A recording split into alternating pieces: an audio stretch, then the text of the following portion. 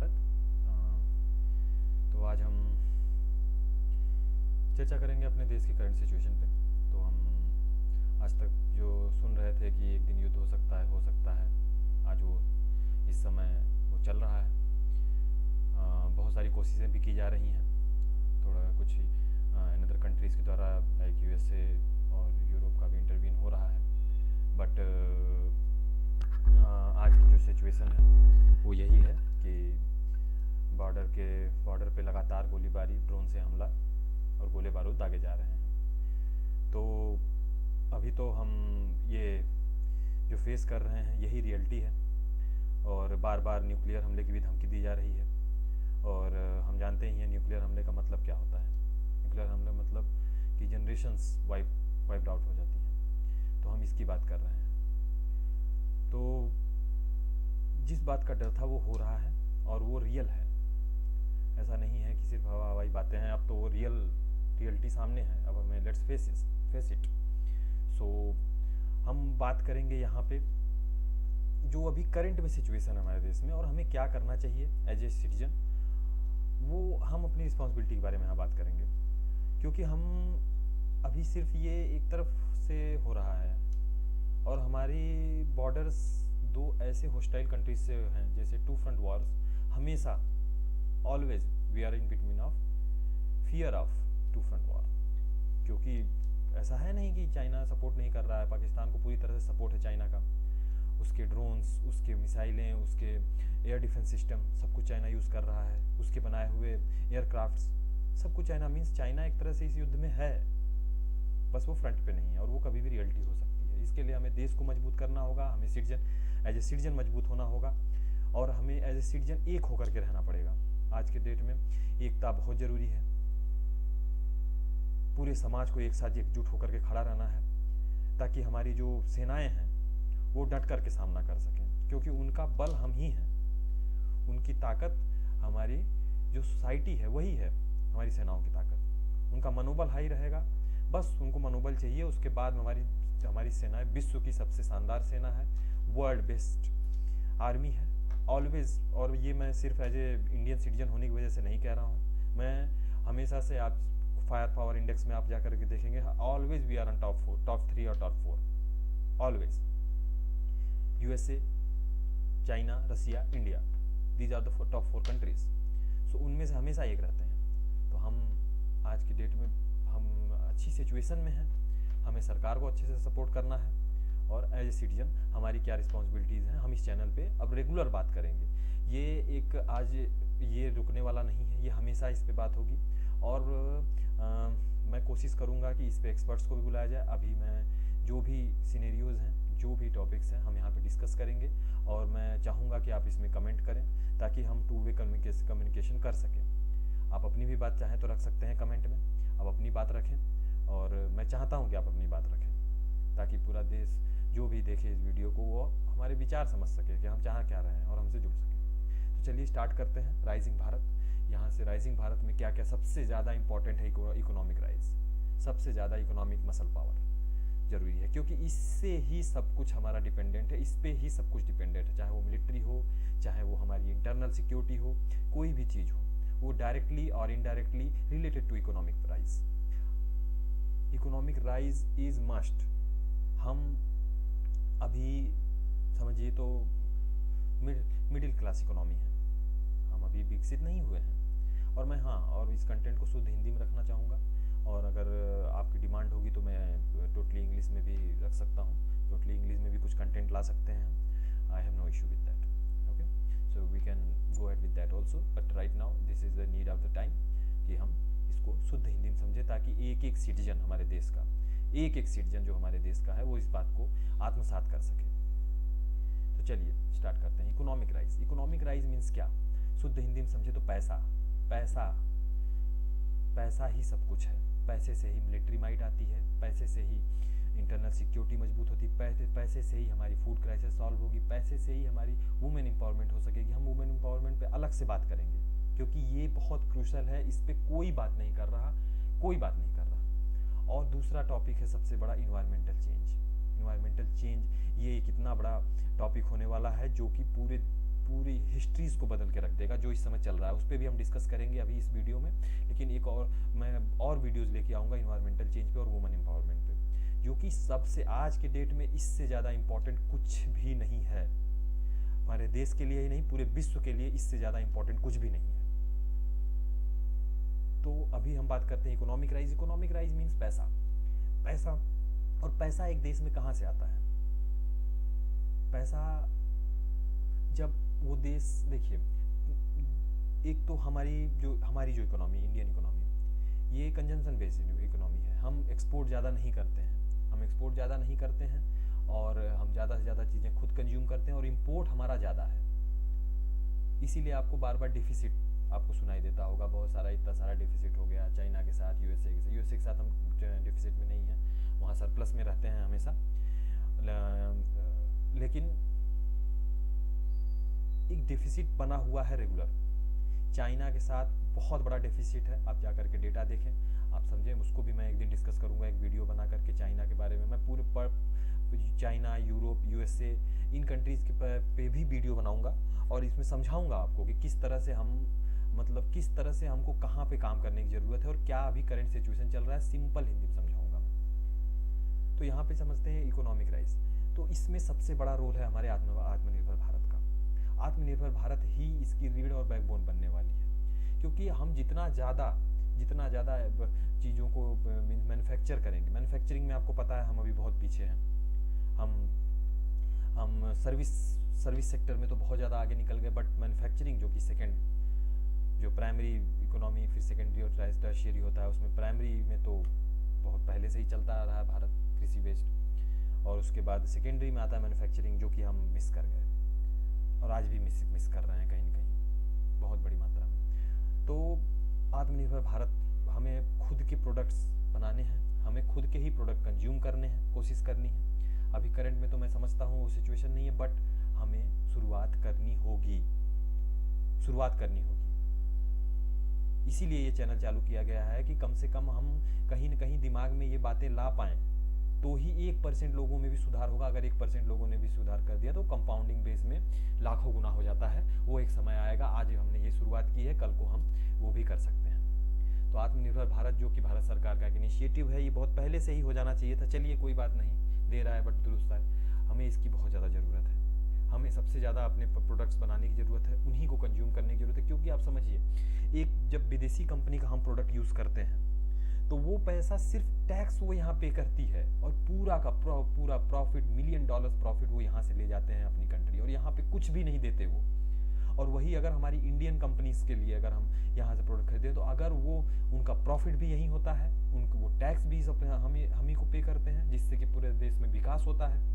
हमारी social activities जिससे चलती हैं, गवर्नमेंट जिससे हमारे गरीबों को अन्न दे पाती है, और भी सोशल सर्विसेज दे पाती है, तो कितना ज़रूरी है। और उसके बाद वो जो कि हमारे स्वदेशी कंपनियां, वो कहीं नहीं जाने वाली, वो हमेशा हमारे सुख में, दुख में, दर्द में हमेशा हमारे साथ रहेंगी, यहीं रहेंगे वो लोग। वो ये नहीं है, कहाँ है विदेशी कंपनियों के सीईओ, उनके मालिक कहाँ हैं? अगर कल को कुछ गड़बड़ होती है तो कहाँ पे? कितनी बार केसेस हुए हैं फेसबुक पे, कितनी बार सुप्रीम कोर्ट में केस गए हैं, लेकिन सुप्रीम कोर्ट क्या कर पाती है? कुछ भी नहीं। एक कमेंट के अलावा वो कुछ भी नहीं कर सकते, क्योंकि वो उनके जुरिडिक्शन में नहीं आते हैं। ये छोटी छोटी बहुत सारी बातें हैं। ये एक मैंने एस्पेक्ट रखने की कोशिश की इस वीडियो में, बहुत लंबा वीडियो हो जाएगा। मैं चाहता हूँ कि इसको थोड़ा सा छोटा रख करके हर एस्पेक्ट को हम एक बार कवर करें, उसके बाद हम डिटेल में जाएंगे इन टॉपिक्स पे।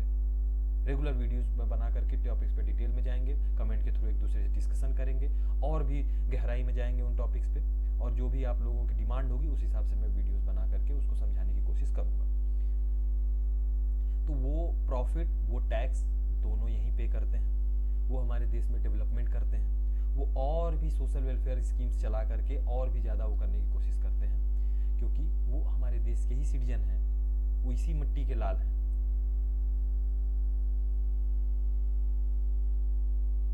तो इस बात को हमें समझना है। उसके बाद women empowerment is the most crucial point. मेरे हिसाब से तो ये भाई सबसे इम्पोर्टेंट टॉपिक है। हमारे देश की बहनें हैं, हमारी माताएं हैं, उनको बहुत एम्पावर करने की ज़रूरत है। बहुत सारी स्कीम्स चल रही हैं। As a constitution we have given the more power have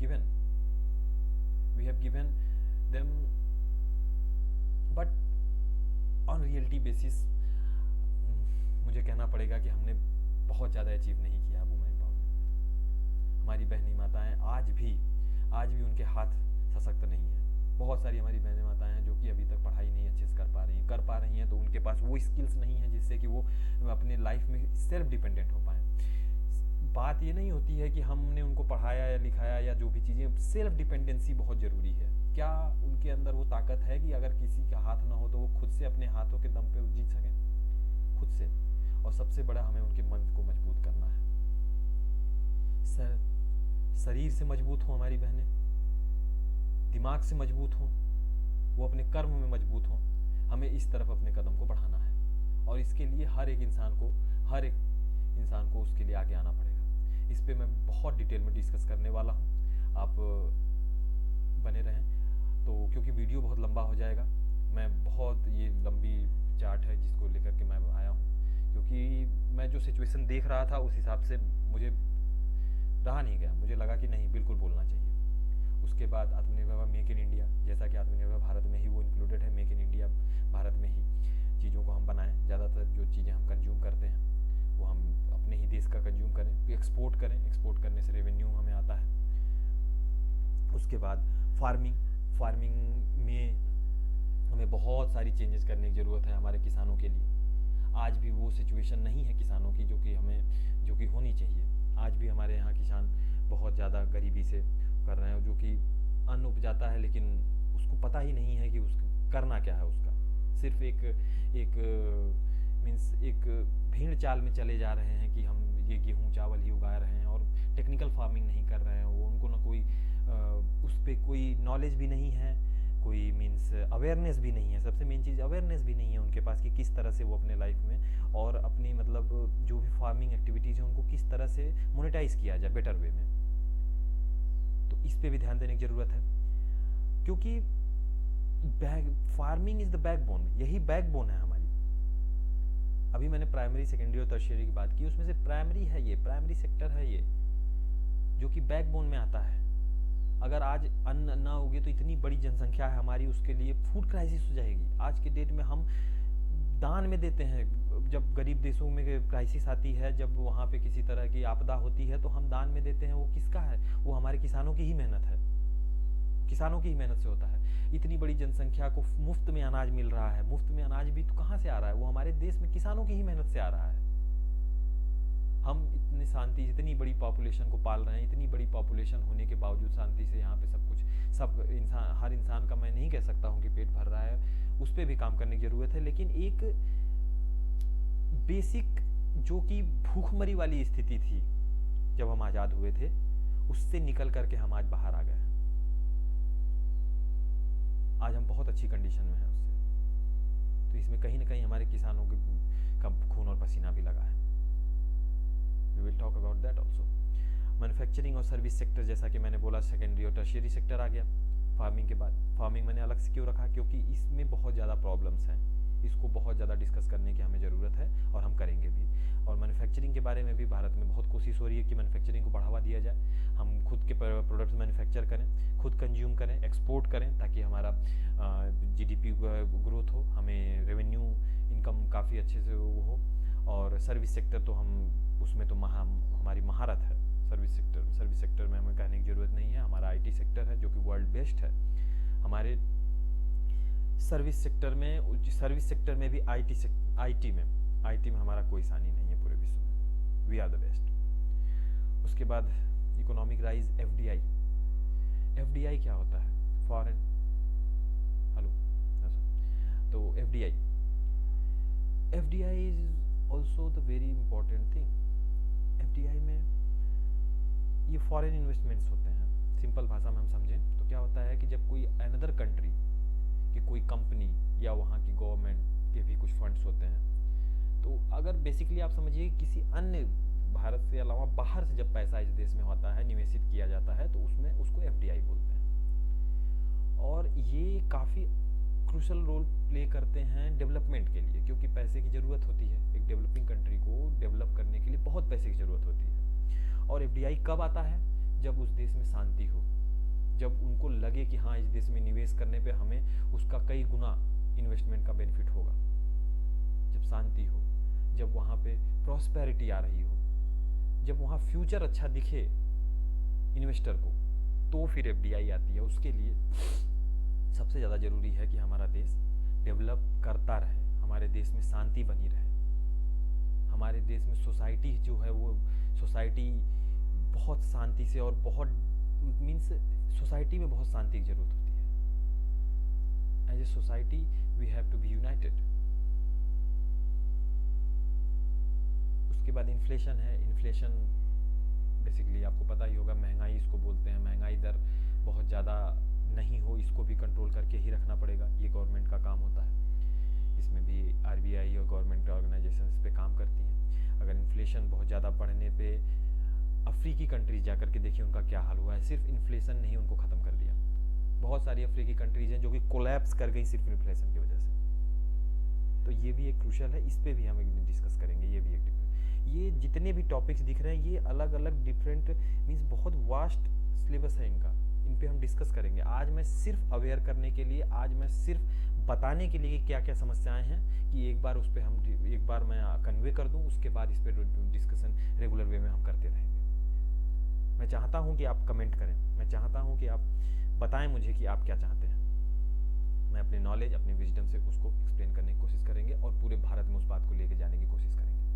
उसके बाद एक्सपोर्ट, हमें एक्सपोर्ट बढ़ाने की बहुत ज़्यादा ज़रूरत है, क्योंकि अभी एक्सपोर्ट बहुत ज़्यादा कम करते हैं हम बाकी देशों की अपेक्षा। बहुत छोटे छोटे देश हैं हमारे जाके पूर्व में, जो ईस्टर्न कंट्रीज़ हैं, ये जितने भी ताइवान जाके देखिए वो कितने मतलब आगे हैं।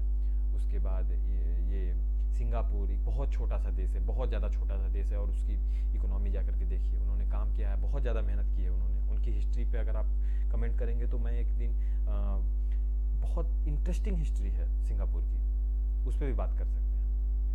और एमएसएमईज़ को हमारे बहुत सपोर्ट की ज़रूरत है। हमारी एमएसएमईज़ बहुत ज़्यादा, जैसा कि आपको पता है कि कंपनी जब स्टार्ट होती है तो बहुत ज़्यादा प्रॉब्लम्स होती हैं। सबसे बड़ी फंड की प्रॉब्लम होती है, उस फंड क्राइसिस होती है। उसके बाद मैन पावर प्रॉब्लम होती है, बहुत तरह की प्रॉब्लम्स फेस करते हैं हमारे एमएसएमईज़। तो उनको बहुत ज़्यादा सपोर्ट की ज़रूरत है। गवर्नमेंट देने की कोशिश भी कर रही है, लेकिन अभी इनफ नहीं हो पाया है जितना कि होना चाहिए। तो हमारी एमएसएमईज़ को भी बहुत ज़्यादा सपोर्ट की ज़रूरत है, और बहुत ज़्यादा हम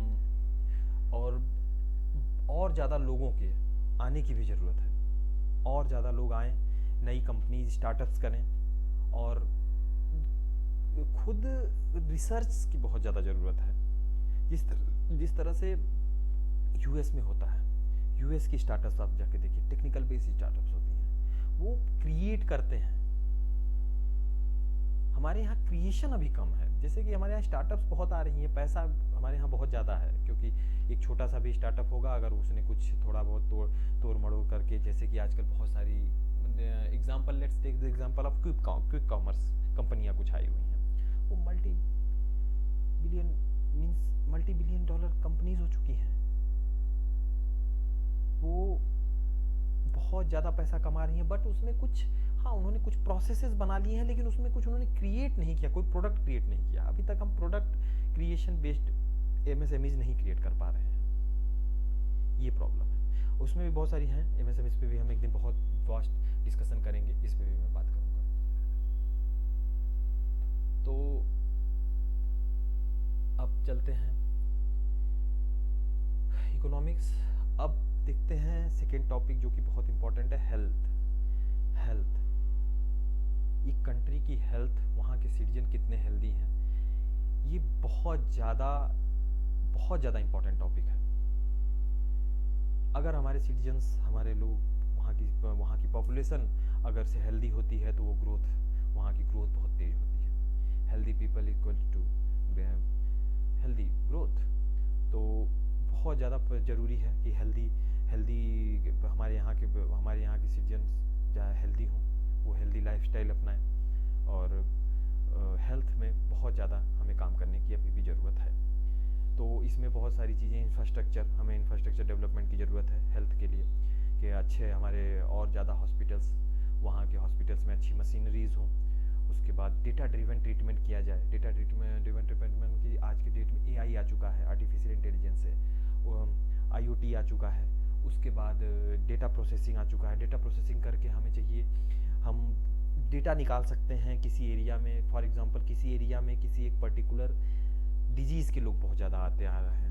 बहुत सारी एरियाज़ में कुछ डिजीज़ हैं जिनको उनको हम डेटाबेस अप्रोच अपना करके हम देख सकते हैं कि कितनी ग्रोथ हुई, कितने समय में वो ग्रोथ हुई, और किन चीज़ों के करने से उसमें सुधार आया है। अगर उस पर सुधार आया है तो हम उन्हीं चीज़ों को और ज़्यादा एम्फेसाइज करके उसमें सुधार कर सकते हैं। तो टेक्नोलॉजी बहुत ज़्यादा हमें यूज़ करने की ज़रूरत है, डेटा ड्रिवन ट्रीटमेंट करने की ज़रूरत है, इंफ्रास्ट्रक्चर, अच्छे हॉस्पिटल्स, अच्छी बिल्डिंग्स बनाने की ज़रूरत है, और ज़्यादा एम्पावर करने की ज़रूरत है हेल्थ सेक्टर को। Man power means, man power क्या होता है? मैन पावर उनके डॉक्टर होते हैं, हमारी नर्सेज होती हैं, उनमें टेक्निकल स्टाफ होता है, वो होता है।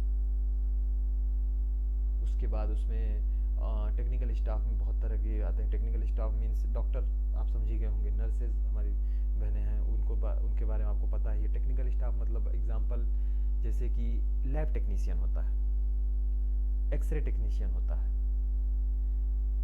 तो इस तरह के OT टेक्नीशियन होते हैं। तो इस तरह के भी बहुत सारे जॉब प्रोफाइल्स होती हैं, उनको एडिक्वेट ट्रेनिंग देने की ज़रूरत है, न्यू टेक्नोलॉजी से उनको लैस करने की ज़रूरत है, और ज़्यादा एडिक्वेट ट्रेनिंग दे करके और हम अपनी कैजुअलिटीज़ को कम कर सकते हैं। अवेयरनेस की बहुत ज़्यादा ज़रूरत है हमारे देश में। अवेयरनेस मीन्स, देखिए, इलाज से अच्छा है कि हम प्रिवेंट करें उस चीज़ को, एक हेल्दी लाइफस्टाइल जिए। इसके लिए हमारे देश में अवेयरनेस की बड़ी कमी है, बहुत ज़्यादा कमी है। अवेयर करने की ज़रूरत है सिटीजन्स को कि हमें कुछ भी अपने शरीर में नहीं डाल लेना होता है, कुछ भी नहीं खाना है।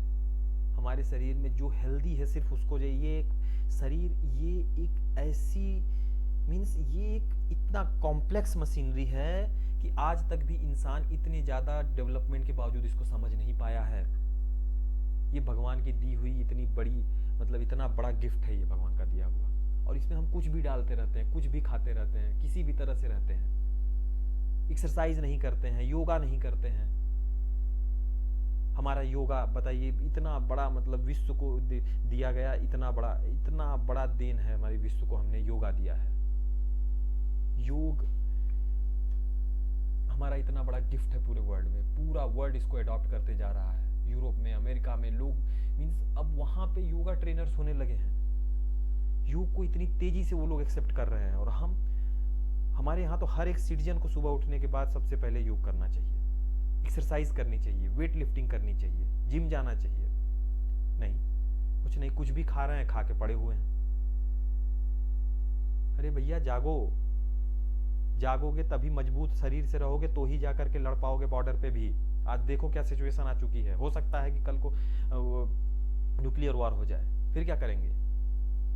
अरे जो जिंदा होंगे वो मजबूत होंगे, तो ही तो फिर से खड़े हो पाएंगे। और आज के डेट में ही अगर हमारी जरूरत हो तो कितने परसेंट लोग हमारे देश में फिट होंगे कि जाकर के बॉर्डर पे लड़ाई भी लड़ सकते हैं? वो तो बॉर्डर तक जाते जाते ही गिर जाएंगे, हार्ट अटैक से मर जाएंगे। तो अवेयरनेस की बहुत जरूरत है, इस पे बहुत ज्यादा हम काम करेंगे। इस पे बहुत सारे वीडियोस में लेके आऊंगा अवेयरनेस के लिए, बहुत सारी डेटा के साथ आऊंगा। ठीक है, अभी इसको शॉर्ट करते हैं। और यूनिवर्सल हेल्थ कवरेज में जैसे समझ गए, जैसे आयुष्मान एक बहुत बड़ी स्कीम लॉन्च की है गवर्नमेंट ने, बहुत अच्छा काम है, बहुत अच्छा इनिशिएटिव है, इस पे भी काम हो रहा है। तो ये बहुत अच्छा इनिशिएटिव है, ये बहुत दिनों से होने की ज़रूरत थी, लेकिन इसको और ज़्यादा थोड़ा सा इसको करने की ज़रूरत है। बहुत कुछ लिमिटेड लोगों को ही अभी तक मिल पाया है, और इसका दायरा बढ़ाने की ज़रूरत है, मुझे जहाँ तक लगता है। क्राइटेरिया बढ़ाना, मुझे तो लगता है कि 100% सिटीजन्स को ये दे देना चाहिए, चाहे वो गरीब हो, अमीर हो, सबको दे देना चाहिए इसको, गवर्नमेंट को। मुझे तो ये लगता है, चाहे वो मिडिल क्लास हो, सबको। ऑनलाइन सर्विसेज हेल्थ सेक्टर में आज के डेट में इंटरनेट बूम के बाद से हम देख रहे हैं, तो ऑनलाइन सर्विसेज को और तेज़ी से आगे बढ़ाने की ज़रूरत है। टेलीमेडिसिन, मोबाइल क्लिनिक्स, जिससे कि एक बहुत गांव का बच्चा, गांव का इंसान भी, गांव का आदमी भी एक वर्ल्ड क्लास टाइप के डॉक्टर से किसी भी अगर टेलीमेडिसिन या मोबाइल क्लिनिक्स, अगर टेलीमेडिसिन के थ्रू एक चाहे तो एक मीन्स बेटर, अगर वहाँ से बैठे बैठे भी इंटरनेट की सहायता से, टेक्नोलॉजी की सहायता से वो चाहे तो कंसल्टेशन ले सके, तो ये काफ़ी इजी कर देता है। देखिए, टेलीमेडिसिन हुआ या मोबाइल क्लिनिक हुआ, ये सब चीज़ें काफ़ी इजी कर देती हैं, ट्रांसपोर्टेशन कॉस्ट बचाती हैं। ये जाना आना, वहाँ का खर्चा, एक नॉर्मल आदमी अभी भी हमारे देश में इतनी सारी चीज़ों को अफोर्ड नहीं कर सकता। और हेल्थ में बहुत ज़्यादा खर्च होता है। हर घर में लोग दवाइयाँ खा खा के त्रस्त हो चुके हैं इस देश में। हर घर में कोई ना कोई आदमी ज़रूर होगा, भाई या बहन ज़रूर होंगे जो कि दवाइयों पे चल रहे हैं। देख के अच्छा नहीं लगता है, बट एक तरह से वो मजबूरी हो चुकी है और बहुत ज़्यादा पैसा इस पे खर्च होता है। इस पे भी काम करने की ज़रूरत है। बीच में बातें बहुत हो रही थी, लेकिन इस पे ज़्यादा काम नहीं हुए हैं। आज भी जो ऑनलाइन बेस्ड इंफ्रास्ट्रक्चर है, ऑनलाइन सर्विसेज हैं, आज भी उतनी ज़्यादा प्रिविलेज नहीं हो पाई हैं। फ्यूचर होंगी, नहीं होंगी तो हम खुद करेंगे। Address socio economic disparity. Socio economic disparity को बहुत ज़्यादा एड्रेस करने की जो, जैसा कि मैंने कहा कि ये हेल्थ जो ये आयुष्मान कार्ड हैं, ये सबको ही दे देने चाहिए। हर इंसान को, ये हर इंसान एलिजिबल होना चाहिए इसके लिए। इसी तरह से डिस्पैरिटी को है, हमको इसको रिड्यूस करना है। समय के साथ धीरे धीरे इस पे भी ये कम होगी, मुझे होप है और मैं बहुत पॉजिटिव हूँ इस चीज़ को लेकर के। Integration of health care services. Integration अच्छा होना चाहिए हेल्थ केयर सर्विसेज का, प्राइमरी, सेकेंडरी और टर्शियरी इसमें भी आते हैं। प्राइमरी के हेल्थ क्लिनिक्स होते हैं जो कि हमारे गाँव में होते हैं और उनको अच्छे से, आज भी इंटीग्रेशन थोड़ा सा मुश्किल हुआ है। अभी आज भी इंटीग्रेशन उतना अच्छे से नहीं हो पाया है। प्राइमरी हेल्थ केयर सेंटर्स को अच्छे से इंटीग्रेट करने की ज़रूरत है हमारे डिस्ट्रिक्ट हॉस्पिटल से, और उनको जो हमारे रीजनल एम्स हैं और उनसे द्वारा। तो इस पे भी हम डिस्कशन करेंगे कि किस तरह की services primary health care services तक है, कितनी सेकेंडरी और कितनी high top class medical services में कितना, जैसे कि एम्स हुआ, पुराने मेडिकल कॉलेजेस हुए, तो इनसे। तो चलिए आगे बढ़ते हैं। अब एजुकेशनल इम्प्रूवमेंट। ये भी देखिए, जितने भी बेस में से एजुकेशन भी बहुत इम्पोर्टेंट है। हमारे देश के एजुकेशन अभी भी उसमें बहुत सारी खामियां हैं, उसको सुधारने की कोशिश की जा रही है, लेकिन आज भी क्वालिटी ऑफ एजुकेशन बहुत लो है। और स्किल बेस्ड हमें टेक्निकल एजुकेशन देने की ज़रूरत है। आज भी हम उन्हीं पुराने सिलेबसेस पे, जो बहुत साल पुराने सिलेबस हैं, उन्हीं पे आज पढ़ाई, आज भी डिग्रियां बांटी जा रही हैं। क्या यूज़ है? बच्चा जब निकलता है उन डिग्रियों को करके तो उसको कुछ भी अचीव नहीं कर पाता हो। एंड ऑफ द डे उसको ऑन जॉब ट्रेनिंग दी जाती है। अगर नहीं जॉब, उसकी किस्मत अच्छी हुई तो जॉब मिल गई, तो उसको ट्रेनिंग दी गई तो ट्रेनिंग वहाँ जा कर के ही करके वो सीख पाता है। किस्मत अच्छी नहीं हो तो कई सालों भटकता है, बहुत सारी मशक्क़त के बाद शायद उसकी जॉब, और हो सकता है कि जिस डोमेन में उसने एजुकेशन ली है उसमें उसको जॉब भी ना मिली हो, तो कहीं और जा कर के काम करता है। तो हमें बहुत ज़्यादा इम्प्रूवमेंट करने की इसमें ज़रूरत है। टेक्निकल एजुकेशन में या जो भी हैं, स्किल बेस्ड एजुकेशन की बड़ी ज़रूरत है। और यूनिवर्सल एक्सेस होना चाहिए, हर इंसान को इसका एक्सेस होना चाहिए। गरीब अमीर जितने भी बच्चे हैं, सबको एजुकेशन इम्प्रूवमेंट बहुत ज़्यादा ज़रूरी है। एजुकेशन जो है बहुत let's come to quality improvement. Curriculum में जो चेंज की ज़रूरत है धीरे धीरे हो रहा है, जैसा कि न्यू एजुकेशन पॉलिसी आ चुकी है, लेकिन उसमें समय लग रहा है। टीचर ट्रेनिंग, आपको पता ही है क्या हालत है हमारी प्राइमरी स्कूलों की और बाकी टीचिंग इंस्टीट्यूशन की। टेक्नोलॉजी को, जैसे कि कोविड के वक्त काफ़ी ज़्यादा टेक्नोलॉजी ने ही एजुकेशन को बचा के रखा था, और ऑनलाइन टीचिंग के थ्रू ही चल पाया था। तो इस तरह से ऑनलाइन टीचिंग और इनको कोलैबोरेट करके मर्जिंग करने की ज़रूरत है। ऑनलाइन, फिजिकल, हाइब्रिड एजुकेशन भी बहुत सारे इंस्टीट्यूशंस ने आज की डेट में हाइब्रिड कोर्सेज लॉन्च किए हैं, जिनमें कुछ दिन वो क्लासेस अपने कैंपस में बुला के देते हैं और बाकी के टाइम पे वो ऑनलाइन क्लासेज लेते हैं। तो इस तरह से टेक्नोलॉजी को कोलैबोरेशन की ज़रूरत है। हमारे इंफ्रास्ट्रक्चर इंप्रूवमेंट काफ़ी ज़्यादा हमारे, जैसा कि मैंने प्राइमरी उनकी इंफ्रास्ट्रक्चर की भी थोड़ा इंप्रूवमेंट की ज़रूरत है। न्यू टेक्निकल बिल्डिंग्स बनाने की ज़रूरत है, और बाकी इंस्टीट्यूशन में भी काम हो रहा है। और तो infrastructure improvement, collaboration, industry plus institutions, भाई कोलैबोरेशन के थ्रू, जैसे कि हम इंस्टीट्यूशन में अपने एजुकेशन दें और इंडस्ट्रीज़ में ले जा करके अगर उनको ऑन जॉब ट्रेनिंग दे सकें तो कितनी अच्छी बात हो। तो इस तरह से हम इंडस्ट्री और इंस्टीट्यूशंस का कोलैबोरेशन करके आगे अपने कोर्सेज़ को बना सकते हैं। तो इस पे गवर्नमेंट कुछ कुछ जगहों पे काम हुआ भी है, लेकिन उतनी तेज़ी से काम नहीं हुआ है, होना चाहिए। और इसमें भी हम कुछ कर सकते हैं, इसमें भी हम काफ़ी कुछ कर सकते हैं, और इस पे भी हम बहुत डिटेल में बात करेंगे कैसे किया जा सकता है और इसमें क्या करेंगे, और हम खुद भी कुछ करने की कोशिश करेंगे इसमें। Artificial intelligence, AI is the future, AI is the future in every aspect. और एजुकेशन में भी इसका बहुत रोल है। आज के डेट में AI एक्सपर्ट्स की बहुत ज़्यादा डिमांड है और उतने अवेलेबिलिटी नहीं है। मीन्स डिमांड बहुत ज़्यादा है, सप्लाई बहुत कम है आर्टिफिशियल इंटेलिजेंस एक्सपर्ट्स की, क्योंकि एक नया और बहुत ही अननोन फील्ड है। और इसको तो ये एक बहुत ही न्यू फील्ड है और इसमें बहुत ज़्यादा काम अभी होना बाकी है, बहुत ज़्यादा इसमें रिसर्च होंगी, बहुत ज़्यादा काम अभी होगा। ये अभी मतलब अभी बहुत ही चाइल्डिश फेज में है। तो इसमें जो भी एंट्री लेंगे जो लोग भी, उनको बहुत ज़्यादा आगे फ्यूचर में उनको बहुत ज़्यादा इसमें ग्रोथ मिलने वाली है। और इसके बिना काम भी नहीं चलना है। हर फील्ड में इसकी ज़रूरत है, हर फील्ड में इसके एक्सपर्ट्स की ज़रूरत होगी। इवन रेगुलर लाइफ में भी हमें AI की बहुत ज़्यादा ज़रूरत पड़ने वाली है।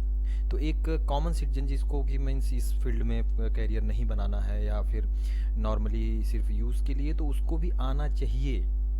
ये पार्ट ऑफ लाइफ बनने वाला है, ये लाइफ होगा, लाइफ में एक पार्ट बनने वाला है जो कि रेगुलर लाइफ में हमारे आपके यूज़ होने वाला है। और इससे ज़िंदगी बहुत आसान हो जाएगी। बहुत ज़्यादा इसके लिए मिस इन्फॉर्मेशन फैलाई जा रही है कि बहुत ज़्यादा ऐसा मिस इन्फॉर्मेशन की हमारी जॉब वो कर देगा, तो ऐसा नहीं है। ये जो हमारी ज़िंदगी को आसान करने वाली चीज़ है। इस पे भी हम लोग बहुत डिस्कशन करेंगे और इस पे भी डिटेल में बात करेंगे कि आर्टिफिशियल इंटेलिजेंस है क्या। ये तो पता है, एक तो पहली बात कॉमन पीपल में ये अवेयरनेस ही नहीं है कि ये है क्या। आर्टिफिशियल इंटेलिजेंस हो गया है कि ये बहुत तेज़ी से पता नहीं क्या कर देगा, जैसे लगता है कि किसी मार्स प्लेनेट की बात हो रही होगी। ऐसा कुछ भी नहीं है। इसमें हम डिटेल में बात करेंगे, ये कैसे हमारी ज़िंदगी को आसान करने वाला है, इस पर भी हम बात करेंगे। ठीक है, तो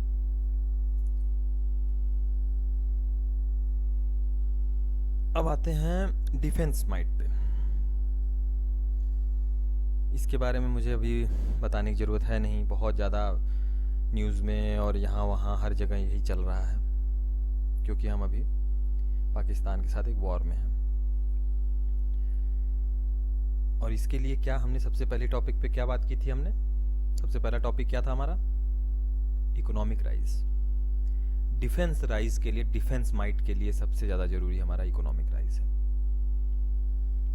क्योंकि बजट ही हमारा बहुत कम है। बजट ही नहीं बढ़ा पा रही है गवर्नमेंट कि हम न्यू इक्विपमेंट्स खरीद पाएँ। मैन्युफैक्चरिंग हमारे यहाँ उतनी होती नहीं है। ये सैड ट्रूथ है, ये इतना बड़ा सैड ट्रूथ है कि मतलब ये किसी भी इतने बड़े देश के लिए एक्सेप्टेबल नहीं है जो कंडीशन हमारी मैन्युफैक्चरिंग में है, डिफेंस में। ज़्यादातर बड़े इक्विपमेंट्स हम खरीद रहे हैं।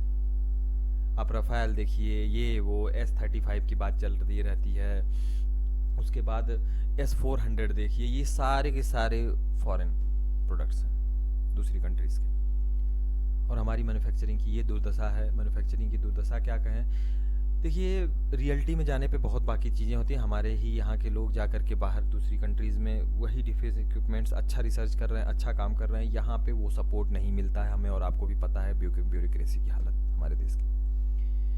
एक सैड ट्रूथ है ये कि हम ग्रोथ कर रहे हैं, लेकिन जिस हिसाब से इतने बड़े देश के लिए ग्रोथ करने की ज़रूरत है, हम वो नहीं कर पा रहे हैं।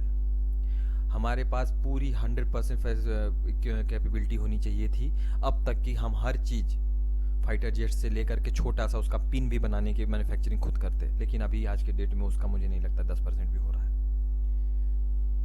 आज भी असेंबलिंग, वाइट लेबलिंग चल रही है। वाइट लेबलिंग मीन्स क्या होता है कि प्रोडक्ट कहीं से ले आओ, यहाँ पे कसो उसको, यहाँ पे उसको जोड़ो और जोड़ करके उसको मेड इन इंडिया बना दो।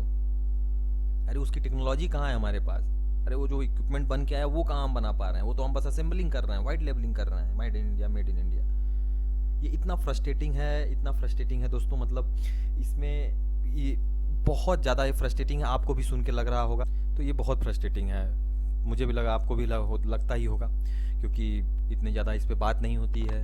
हम छुप जाता है इसके आगे, मेड इन इंडिया और ये सब की बातों के आगे छुप जाता है। तो इसकी रियलिटी क्या है, इस पर भी हम डिस्कशन करेंगे डिटेल में। इस पे भी हम डिटेल में डिस्कशन करेंगे। तो इसमें हमें क्या क्या ज़रूरत है, अब हम आते हैं यहाँ पे मॉडर्नाइजेशन पे। इससे पहले भी मैं ये कहना चाहूँगा कि अभी न्यूज़ में बहुत कुछ चल रहा है कि हम न्यूज़ वाले की ये कर दिया, वो कर दिया, बम गिरा दो, ये कर दो, मार दिया, क्या नहीं किया, मतलब गजब की बकवास चल रही है न्यूज़ पे। हमें भूलना नहीं चाहिए कि we are the victim, we are not the aggressor. हम कभी भी अग्रेसर नहीं रहे हैं। हमारे 26 लोगों को मार दिया गया। मुंबई हमलों में कितना नुकसान हुआ हमें। ये पाकिस्तान में ही अलकायदा चीफ लादेन रह रहा था। इसके अलावा भी इनके बहुत सारे पाप हैं। रोज़ हमारे 1-2 सैनिक मारे जाते हैं, रोज़ हमारा कोई न कोई सिविलियन या सैनिक मारा जाता है, जो कि न्यूज़ ही नहीं बनती क्योंकि वो 1 या 2 होते हैं। अभी 26 लोगों को मार दिया गया तो बहुत बड़ी न्यूज़ बन गई, लेकिन वो एक एक करके इससे ज़्यादा लोगों को मार चुके हैं इधर कुछ सालों में। कुछ लोगों की डिबेट हमने सुनी कि बहुत ज़्यादा हो गया ये सब, क्योंकि हमें समझना पड़ेगा कि कितने लोगों को मारा है, कितने हमारे सैनिकों को मारा है, कितने हमारे परिवारों को उजाड़ दिया है इन लोगों ने।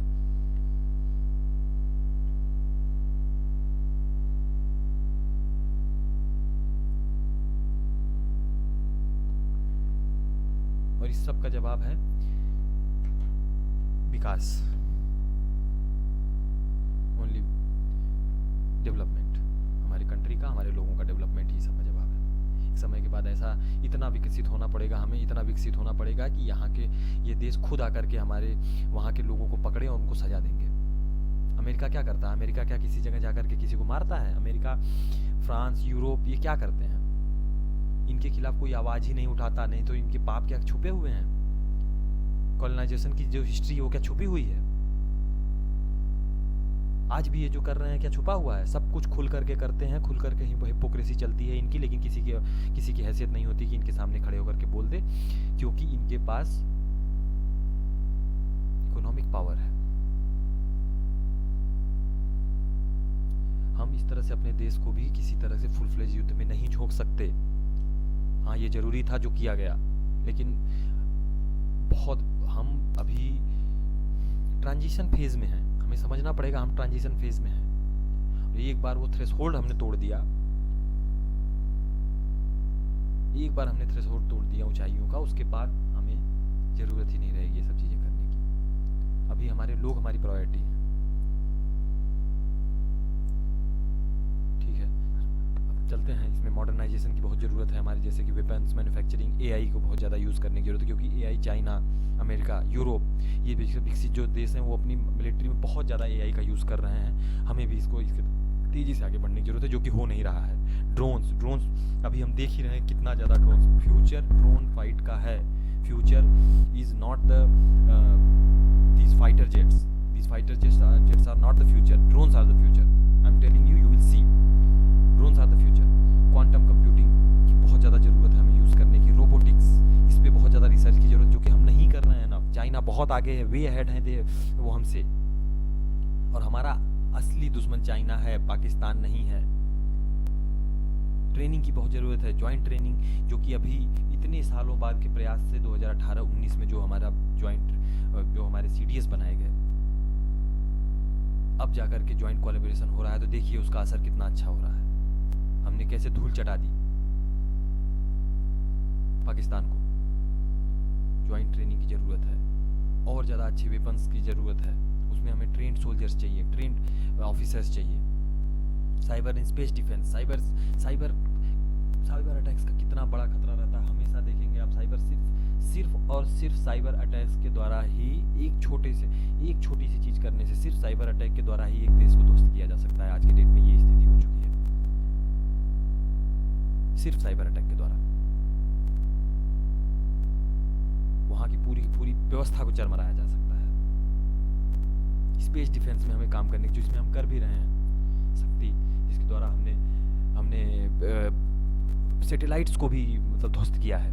तो वो टेक्नोलॉजी है हमारे पास, उसमें रिसर्च चल भी रही है। हमें और ज़्यादा उसमें करने की जरूरत है। इंटेलिजेंस एंड सर्विलांस, इंटेलिजेंस और सर्विलांस की बहुत ज़्यादा जरूरत है। सर्विलांस, इंटेलिजेंस हमारी जैसे कि रॉ है, वो इंटेलिजेंस इंटरनल इंटरनल में भी हमारे पास एजेंसीज़ हैं और उनको और ज़्यादा रिफाइन करने की ज़रूरत, न्यू टेक्नोलॉजी के थ्रू इसमें इंटीग्रेट करने की ज़रूरत है, उन्हें ट्रेन करने की ज़रूरत है। कैसे है? इसराइल को देखिए, इसराइल कितना ज़्यादा इसका यूज़ करता है, इंटेलिजेंस और सर्विलांस के द्वारा ही वो वहाँ पे सर्वाइव कर पा रहे हैं। बॉर्डर सिक्योरिटी और इंटरनल स्टेबिलिटी। बॉर्डर सिक्योरिटी आप देख ही रहे हैं, हर तरफ से हम दुश्मनों से घिरे हुए हैं। पाकिस्तान, चाइना, बांग्लादेश, म्यांमार, हमारा कोई बॉर्डर ऐसा नहीं है जो कि शांत है आज के डेट में। नेपाल देख लीजिए, वहाँ से ये आतंकी आते रहते हैं, आतंकवादी वहाँ से कभी क्रॉस कर जाते हैं, कभी वहाँ से ड्रग्स आ रही है, कभी फेक करेंसीज आ रही हैं। मतलब एक भी देश नहीं है जो हमारे फेवर में हो। बांग्लादेश देख लीजिए क्या हाल हो चुका है वहाँ का। They are acting like monsters. We don't अगर हम स्ट्रांग नहीं होंगे तो क्या हाल होगा हमारा, सोचिए आप। हमारी सेनाओं का अगर मोरल बूस्ट नहीं होगा, हमारी सेनाएं अगर लैस नहीं होंगी लेटेस्ट वेपन्स से, तो क्या हाल होगा। हम अंदर से अगर मजबूत नहीं होंगे तो क्या हाल होगा। Border security is very crucial, very important nowadays for this current situation. You see at northeast, each time, any time something is happening there. कुछ न कुछ होता ही रहता है वहाँ पे। हमें बजट बढ़ाने की ज़रूरत है, हमें बजट बहुत ज़्यादा बढ़ाने की ज़रूरत है। आप देखिए चाइना का क्या है, 246 बिलियन यूएस डॉलर्स हैं उनके।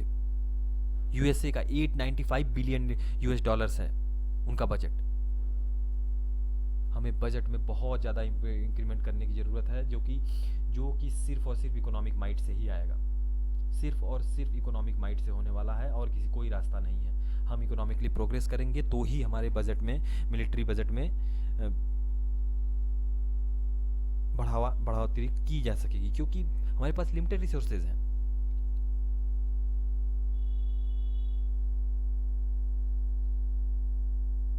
हमारे पास बहुत लिमिटेड रिसोर्सेज हैं और उन्हीं को हमें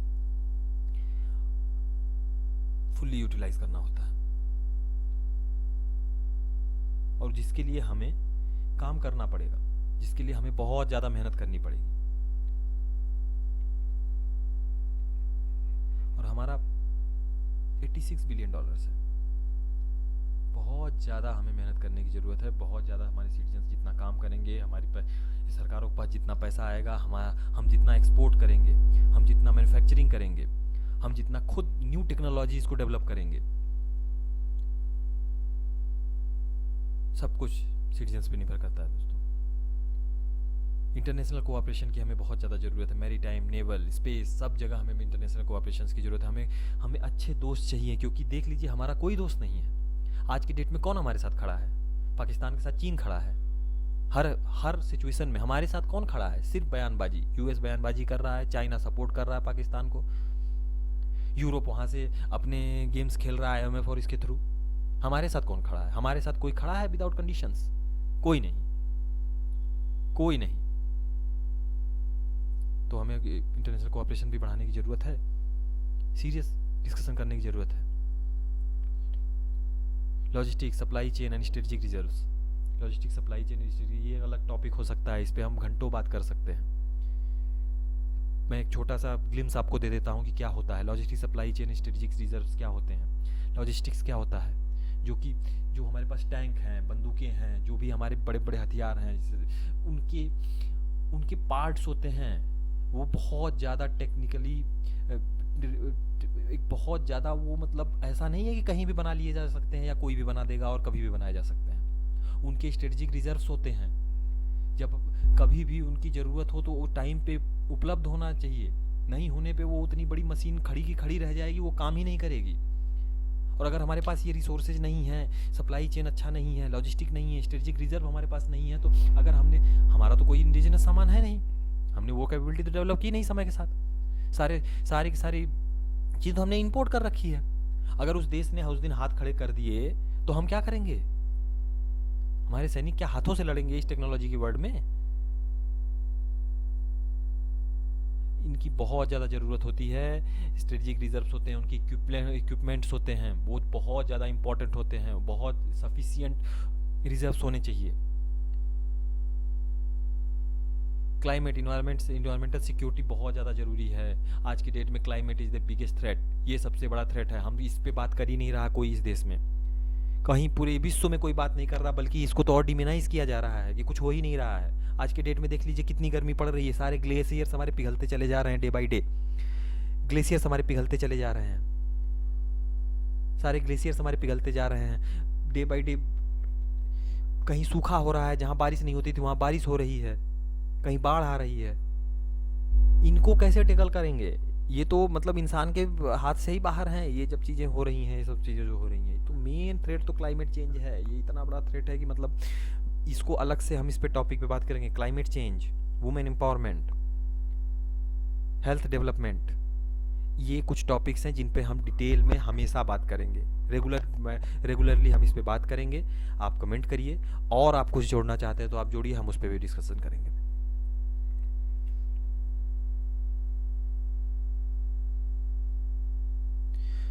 अब आते हैं फूड सेफ्टी पे। फूड सेफ्टी, इसके बिना भी कुछ नहीं हो सकता। फूड सेफ्टी कितना इंपॉर्टेंट है, ये सारे एस्पेक्ट्स हैं जिन पे हमें काम करने की ज़रूरत पड़ेगी। जब कर भी रहे हैं, लेकिन देखिए एक मीडियोकर लाइफ होती है दोस्तों, फ्रेंड्स, एक मीडियोकर लाइफ होती है। वो जी करके आदमी मर जाता है, वो भी एक ज़िंदगी होती है। लेकिन हमें हमारे देश को मीडियोकर नहीं रहना है, हमें टॉप पे जाना है। तो टॉप पे जाने के लिए इससे काम नहीं चलने वाला।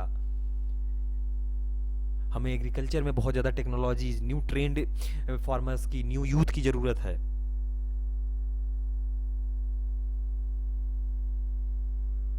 वहाँ न्यू टेक्नोलॉजीज की ज़रूरत है। प्रोडक्शन यील्ड और ज़्यादा बढ़ाने की ज़रूरत है। उसके बाद सॉइल हेल्थ, कुछ चीज़ें हैं सॉइल हेल्थ कोई चेक करता ही नहीं हमारे देश में, कोई फार्मर को पता ही नहीं है कैसे करना है क्या, बहुत लिमिटेड लोग कर रहे हैं। वाटर चेक, सेलाइन है क्या है, मीठा पानी है, खारा पानी है, उसकी पीएच वैल्यू क्या है, ये सब चीज़ें किसी को समझ ही नहीं है। बहुत लिमिटेड किसान, बहुत लिमिटेड न्यू एग्री एंटरप्रेन्योर्स इसको कर रहे हैं। अभी भी इसकी बहुत ज़्यादा कमी है। इसकी वजह से भी हमारे यहाँ बहुत ज़्यादा रिसोर्स वेस्टेज हो रहा है।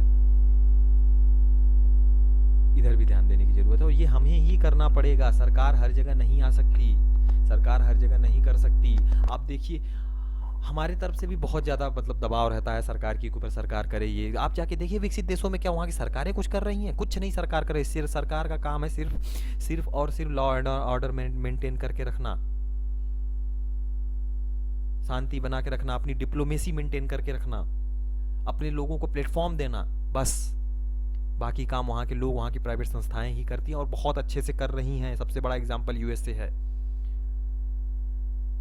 क्या यूएसए आता है लॉकहीड मार्टिन, बोइंग, इनके सामान बेचने, क्या इनके जहाज बेचने आता है? तो क्या वो यूएसए की कंपनियां हैं? क्या वो सरकारी कंपनियां? नहीं, वो प्राइवेट कंपनियां हैं। लेकिन वो इस तरह से बेचते जैसे यूएसए बेच रहा है।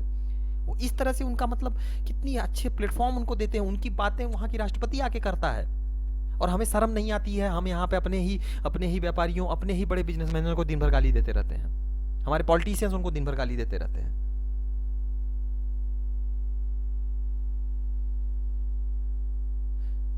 एक अच्छा बिजनेसमैन बनना ही इस देश में गाली हो गया है।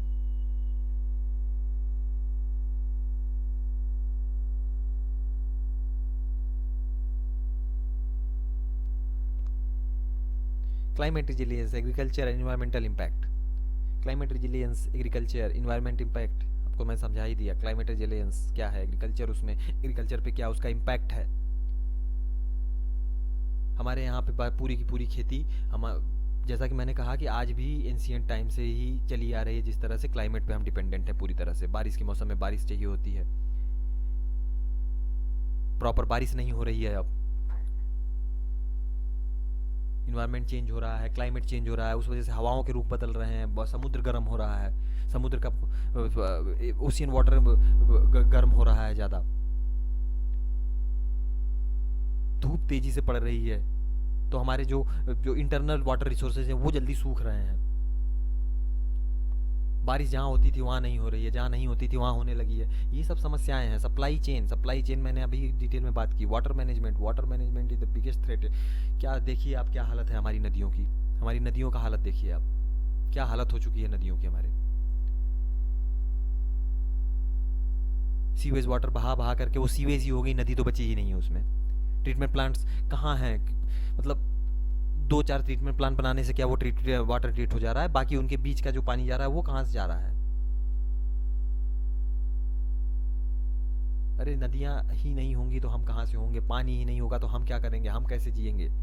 और ये सब चीज़ें वो नहीं झेलने वाले हैं जो लोग इसको कर रहे हैं। इसको एक आम गरीब आदमी झेलने वाला है, मिडिल क्लास आदमी झेलने वाला है। जो ये क्लाइमेट चेंज हो रहा है, क्लाइमेट ये वाटर वेस्टेज हो रहा है, ये सब कुछ एक नीचे तबके का आदमी झेलने वाला है, ऊपर के लोग नहीं झेलने वाले हैं इसको। क्लाइमेट चेंज पे हम बहुत डिटेल में बात करेंगे और जल्दी ही मैं उस पर वीडियो लेके आऊँगा। उसमें देखेंगे कौन इसका जिम्मेदार है, कौन क्या कर रहा है और हमको क्या करना चाहिए इसमें। हम इस सोच पे बात करेंगे कि क्या इस क्लाइमेट चेंज के पीछे कौन सी सोच है, क्या प्रवृत्ति है। एफोर्डेबल एंड एक्सेसिबल न्यूट्रिशन, आज की डेट में हमें न्यूट्रिशियस फूड सब पूरी जनसंख्या तक पहुंचाने की ज़रूरत है,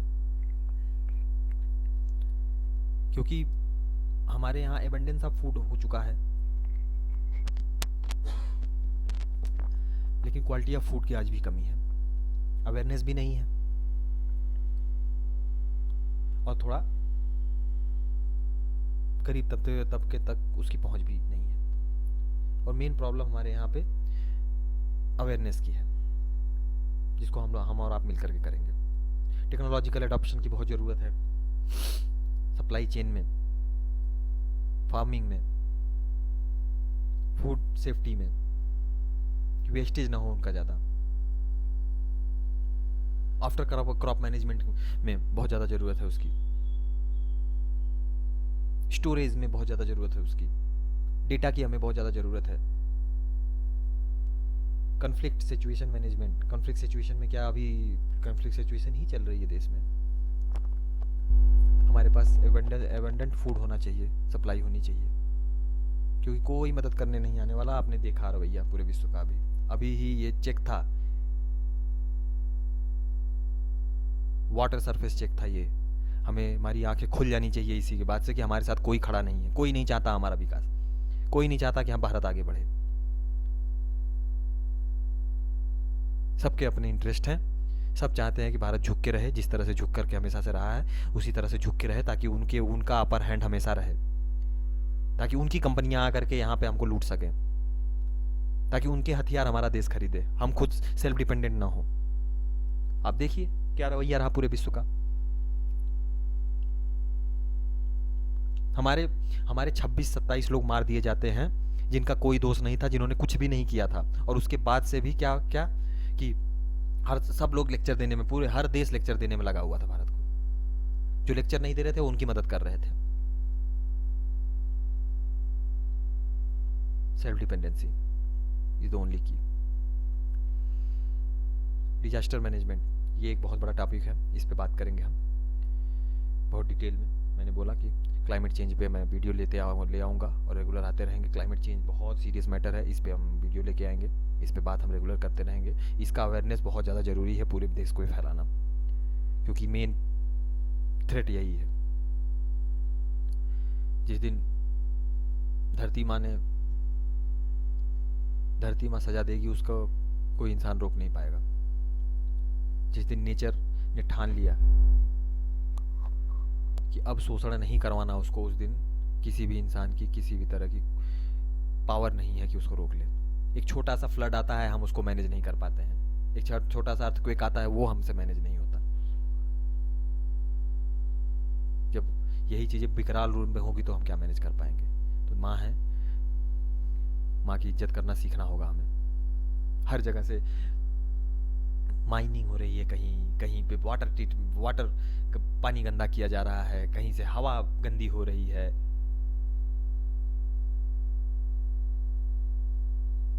हर जगह तो हम धरती माँ को नोच रहे हैं बस, और ये सोच नहीं रहे हैं कि हम ये सब कहाँ से आएगा। हम नेक्स्ट जनरेशन के लिए कुछ नहीं छोड़ना चाह रहे हैं। और हम में से मतलब है कि जो लोग इसके दोषी हैं, वो दोषी कौन है, उस पर भी हम बात करेंगे डिटेल में। Natural disaster prevention is the best cure, ऐसा बोला जाता है। Plantation, mangrove, oil spill, illegal activity, disposal of hazardous material, ये सब आपने देखा होगा। अभी मध्य प्रदेश में भोपाल गैस कांड का जो कचरा था उसको ले जा करके पीतमपुर इंडस्ट्रियल एरिया में उसको डिस्पोज किया गया, कितना बवाल हुआ। वो एक मैटर था वो इस देश का, कितना बवाल हुआ। वहाँ के लोग अड़ गए कि नहीं होना चाहिए। कहाँ जाएगा ये सब कचरा, ये धरती से कहीं बाहर एवोपरेट तो नहीं हो जाएगा। उसको जलाया गया। क्या लग रहा है वो जलने के बाद क्या कहीं मतलब मंगल ग्रह पे चला जाएगा वो उसका धुआं? वो यहीं की इन्वायरमेंट में रहेगा ना, हम आप ही उसको इनहेल करने वाले हैं। कोई भी कचरा है, कोई भी वेस्टेज है, कुछ भी है, कोई भी शिट है, वो कहीं नहीं जाना जाता, सब कुछ यहीं धरती पर आता। हम कहीं भी कचरा फेंक देते हैं या पन्नी फेंक देते हैं, हमें लगता है कि वो कहीं चला जाता है, कहीं नहीं जाता। वो इसी धरती पर आता है, यहीं की मिट्टी में मिलता है और वो माइक्रो प्लास्टिक बनता है, वो हैजार्डियस मटेरियल बनता है और वही हमारे आज के डेट में खाने में आ चुका है, हमारे खाने में आ चुका है, हमारे पानी में मिल चुका है। वो कहीं नहीं जाएगा, वो हमारे ही पास आना है, हमारे ही ऊपर आना है। इसलिए हमें थोड़ा रिस्पॉन्सिबल भी बनना पड़ेगा इस मैटर में भी। प्लांटेशन की बहुत ज़्यादा ज़रूरत है, जितने पेड़ लगा सकते हैं आप लगाएं। इसके लिए हम अवेयरनेस प्रोग्राम करेंगे प्लांटेशन के लिए भी। मैंग्रोव्स ये शोर एरिया में कितने हेल्पफुल होते हैं ये तो पता ही है, नहीं तो मैं बता देता हूँ। ये मैंग्रोव्स एक कुछ स्पेशल टाइप की झाड़ियाँ होती है, पेड़ होते हैं जो कि कोस्टल एरिया में होते हैं, जो कि लहरों से कटाव को बचाते हैं। ये इतने ज़्यादा घने होते हैं कि लहरें इनको पार नहीं कर पाती, बड़ी बड़ी सुनामी को भी ये रोक देते हैं। जहाँ पे भी मैंग्रोव्स होते हैं वहाँ सुनामी आती है तो भी बहुत कम डिजास्टर होता है। ये इतने रिजिलियंट होते हैं, ये खारे पानी में ही उगते हैं, खारे पानी में ही ये सांस लेते हैं, इनकी स्पेशलिटी है ये। ऑयल स्पिल्स बहुत कॉमन होता है, इससे बहुत ज़्यादा नुकसान होता है वाटर एनिमल्स को, वहाँ के प्लांटेशन को बहुत ज़्यादा। इस पे इलीगल एक्टिविटी जो चल रही है, पेड़ काटे जा रहे हैं, इलीगल माइनिंग चल रही है, सब के पे भी रोक लगाने की ज़रूरत है। डिस्पोजल ऑफ हैजार्डियस मटेरियल मैंने बताया ही कि एक एग्जांपल दिया मैंने आपको। इस तरह से अगर 10 एग्जांपल हो जाए एक देश में तो क्या हो, पूरा देश ही जल उठे। कौन लेगा, कौन? आपका कहीं का कचरा कहीं और जाएगा, वहाँ के लोग क्या उसको आने देंगे? ऐसा नहीं होता है। रिन्यूएबल एनर्जी को बढ़ावा मिल ही रहा है, चल रहा है, लेकिन रिन्यूएबल एनर्जी भी एक तरह का फेक एक सांत्वना ही है। ये पूरी तरह से ये सक्सेसफुल नहीं है। रिन्यूएबल एनर्जी में बैटरीज बन रही हैं, क्या बैटरीज में जो हैजार्डियस मटेरियल नहीं यूज़ होते हैं, जब वो डिस्पोज ऑफ की जाएंगी तो उनका मटेरियल क्या इन्वायरमेंट को ख़राब नहीं करेगा? सोलर सेल्स हम बना रहे हैं, सोलर सेल्स में क्या मटेरियल यूज़ नहीं होते हैं? वो भी तो कहीं से मैन्युफैक्चरिंग प्रोसेस से ही आ रहा है। मैन्युफैक्चरिंग प्रोसेस मीन्स क्या? Carbon emission. तो हम बस अपने आप को धोखा दे रहे हैं, समय काट रहे हैं, लेकिन ये सब कारगर नहीं है। कंजम्पशन को ही रोकना पड़ेगा, ह्यूमन पॉपुलेशन को कंजम्पशन कम करना पड़ेगा, तब जा कर के ही इसका वो हो पाएगा। और हम थ्रेशोल्ड टाइम से बहुत आगे आ चुके हैं। हमें आज से 10 साल पहले ही इन चीज़ों पे सीरियसली काम करना शुरू कर देना था। आज की डेट में हमें 2030 तक के पेरिस एग्रीमेंट के अनुसार 2030 तक के हमें हाफ कर देना था हमारा कार्बन एमिशन, ऑलमोस्ट हाफ। लेकिन हमने अब तक के तो उसके बारे में कोई बात ही नहीं की, उल्टा हमने अपना कंजम्पशन बढ़ा दिया, हमने अपना कार्बन एमिशन बढ़ा दिया है। 2050 तक नेट जीरो करना था। नेट जीरो मतलब होता है हम जितना कार्बन एमिशन कर रहे हैं उतना ही ज़्यादा वो एब्जॉर्ब हो रहा है, मीन्स कोई भी कार्बन एनवायरनमेंट में नहीं रिलीज हो रही है। 2030 तक उसका टारगेट था 45-50% का, और वो हमने अभी तक के वो अचीव नहीं किया, उल्टा हमने उसको माइनस में कर दिया है कंजम्पशन बढ़ा करके और ज़्यादा कार्बन एमिशन करके। अब आप सोचिए 2050 तक के क्या होगा। 50% अभी होना था, 50% क्या हुआ, उल्टा माइनस में चला गया है। तो ये कंडीशन है। कार्बन कैप्चर मैंने बताया ही क्या है। Water is soil protection, water और सॉयल प्रोटेक्शन की बहुत हमें वाटर ट्रीटमेंट के बारे में मैंने बताया आपको, वाटर सेविंग के बारे में बताया मैंने। हमें वाटर ज़्यादा बर्बाद नहीं करना है, और बाकी अब इस पे डिटेल में बात करेंगे, अभी वीडियो बहुत लंबा हो गया है। Environment education he is the main की। हमें बच्चों को शुरू से ही इसके बारे में बताना पड़ेगा कि इन्वायरमेंट से नहीं वो करना है। वही बच्चे बड़े होकर के भविष्य बनते हैं, वही बच्चे बचाएंगे। सिर्फ बच्चे ही भविष्य हैं, बच्चों से ही उम्मीद है, क्योंकि ये जनरेशन तो नहीं मान रही।